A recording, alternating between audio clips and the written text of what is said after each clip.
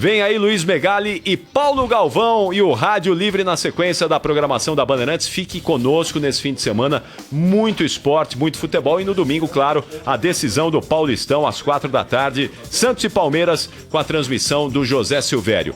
Um ótimo feriadão a todos, grande fim de semana e até domingo, hein? Tchau! Esporte Notícia. Oferecimento Biotônico Fontoura. Biotônico Fontoura dá mais energia. Se persistirem os sintomas, o médico deverá ser consultado. CIO, fazer a escolha certa é CIO vezes melhor. Fios e cabos elétricos CIO, a marca que tem a cara do Brasil. Jadlog, coleta e entrega de encomendas em todo o Brasil é pra já.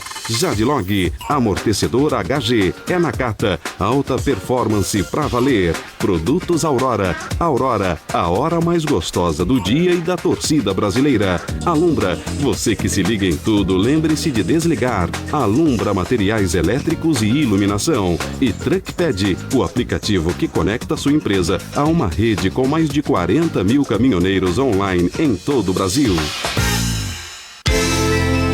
Independência, agilidade, conteúdo. Rádio Bandeirantes. Liberdade, liberdade. De la libertad y de los derechos humanos. Of the freedom of speech.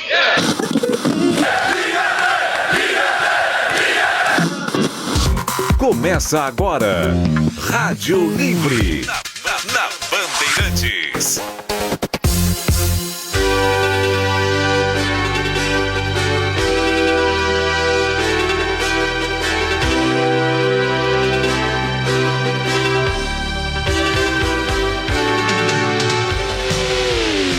Não sou político, não sou técnico em economia, em finanças, a única coisa que eu posso dizer é que para você conseguir sucesso, você tem que acreditar naquilo que você está lutando por. Você acreditando, você tem condições de dedicar muito mais de si, encontrar as forças necessárias nos momentos adversos e ultrapassar as dificuldades.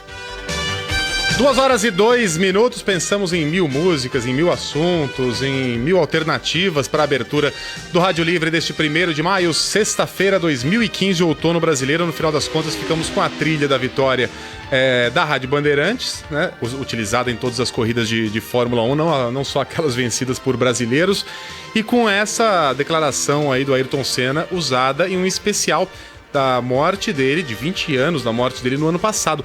21 anos, Galvão. O que me assombra é pensar que boa parte dos nossos ouvintes não se lembra do dia da morte do Senna naquele 1º de maio de 1994. Mas a gente se lembra muito bem, né? É verdade, Megali. Boa tarde a você, boa tarde ao nosso ouvinte aqui, Bandeirantes no Rádio Livre. Eu me lembro muito bem. Naquele dia eu não estava assistindo a corrida, acho que fui acordado, não sei por quem lá em casa, se foi meu pai ou minha mãe, no momento em que houve o acidente, e eu fui chamado, não lembro exatamente onde eu estava, mas quando eu cheguei na televisão e vi toda aquela cena, já deu para perceber que a história era muito grave. Que a coisa era séria, né? E o Senna é um cara que faz muita falta, né? Esse tipo de pessoa, não só de esportista, mas de pessoa, de ser humano, porque era um cara obstinado, era um cara totalmente dedicado ao trabalho. A gente está hoje aqui no Dia do Trabalho, daqui a pouco a gente vai falar sobre isso também com o professor Ricardo Monesi, mas era um cara que vivia o seu trabalho como uma coisa das mais positivas e se entregava de uma forma totalmente intensa, e juntando tudo isso ao talento que ele tinha, não poderia dar outro resultado senão um grande campeão e um herói mesmo para o Brasil, né? Acho que o que aconteceu quando o corpo dele chegou aqui no Brasil, em São Paulo, é algo inimaginável hoje, se a gente pensar em qualquer outra figura pública do esporte, de qualquer área. Seja quem for. Então, ninguém,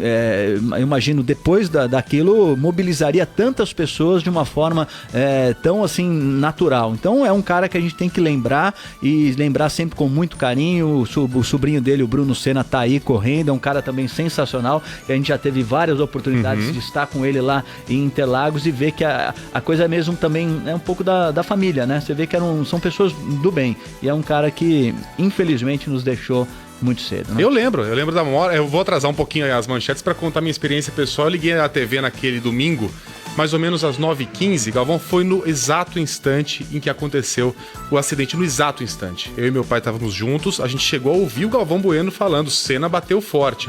A partir daí foi aquela torcida para tudo dar certo e tudo deu errado. A gente acompanhou junto na sala a transmissão pela TV, depois eu fui pro meu quarto, meu pai continuou na TV, eu fui acompanhando as notícias pelo rádio. E no momento em que o repórter, não me lembro quem era, gostaria de lembrar, informou que Senna tinha tido morte cerebral. Eu lembro dessas palavras, eu não sabia direito o que era morte cerebral. Eu pulei da cama, abri a porta e no corredor encontrei o meu pai, que tinha ouvido a mesma informação pela TV, que também tinha pulado do sofá e estava indo em direção ao meu quarto. A gente se esbarrou no corredor. E eu me lembro como se fosse ontem, ele olhando pra mim e ele só disse essas palavras: morreu o nosso herói.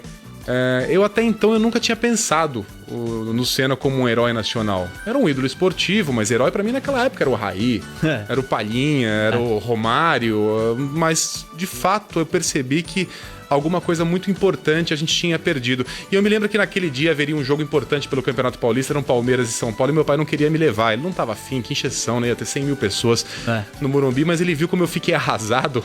Ele falou, vamos lá pro Morumbi.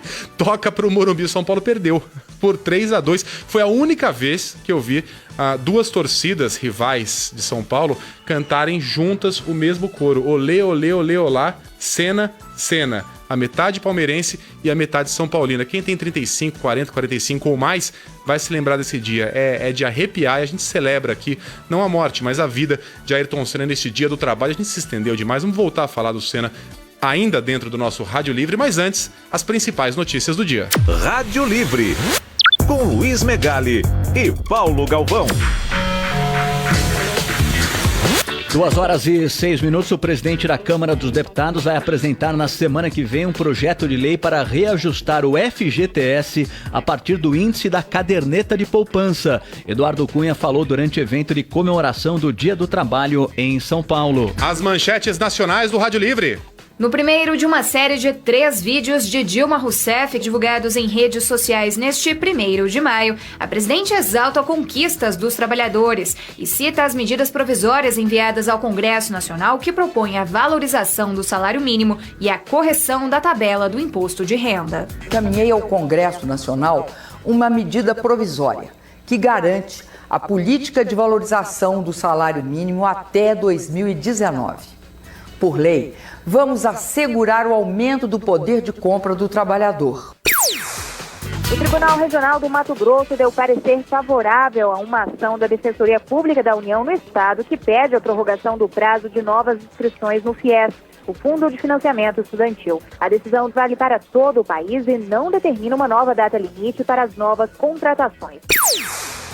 A Polícia Militar já ocupa mais 4 das 16 comunidades do Complexo da Maré após a saída do Exército na segunda etapa do planejamento de substituição das tropas. As favelas Nova Holanda, Parque União, Rubem Vaz e Nova Maré agora passam a ser patrulhadas por 369 PMs. A Justiça autoriza o ex-ministro da Casa Civil, José Dirceu, a visitar a mãe, Olga, que faz aniversário na semana do Dia das Mães, entre 9 e 18 de maio, na cidade de Passa Quatro, em Minas Gerais. Na decisão, Dirceu fica obrigado a procurar a polícia quando chegar à cidade e se apresentar à Justiça quando voltar a Brasília. O ex-ministro foi condenado a 7 anos e 11 meses no processo do Mensalão e cumpre pena em prisão domiciliar. Desde a manhã de hoje, organizações e movimentos sociais realizam mobilizações nas praças de pedágios em todo o Paraná. Os trabalhadores pedem agilidade na realização da reforma agrária com o assentamento de 6 mil famílias acampadas, a realização de uma reforma política com participação popular e protestam contra as tarifas dos pedágios, entre outras reivindicações. A Procuradoria do Estado de Maryland, nos Estados Unidos, qualifica como homicídio a morte do jovem negro Freddie Gray. O assassinato do rapaz, enquanto estava sob custódia da polícia, gerou intensos protestos em Baltimore na segunda-feira. 2h09, os destaques locais. O ex-presidente Luiz Inácio Lula da Silva está presente no evento da Central Única dos Trabalhadores no Vale do Anhangabaú. Além dele, nomes ligados ao PT e às centrais sindicais que apoiam a presidente Dilma Rousseff. Localizado nesta sexta-feira, o corpo do segundo funcionário da Sabesp, que estava desaparecido desde terça-feira na represa Billings, em São Bernardo do Campo. O motivo do acidente ainda é desconhecido. A Apple e a IBM firmam parceria para desenvolver uma versão modificada do iPad para milhões de idosos no Japão. O equipamento terá aplicativos mais simples e textos em letras maiores. O esporte, João Paulo Capelanes. Antes da decisão do Campeonato Paulista, o presidente do Santos, Modesto Roma Júnior, confirmou nesta sexta-feira que o atacante Ricardo Oliveira renovou seu contrato com o clube até o fim de 2017. Ainda de acordo com o presidente, Lucas Lima fica no clube e diz que agora foca na renovação de Robinho. Do outro lado, Valdívia treina e deve estar em campo na grande decisão do estadual neste domingo, às 4h, na Vila Belmiro.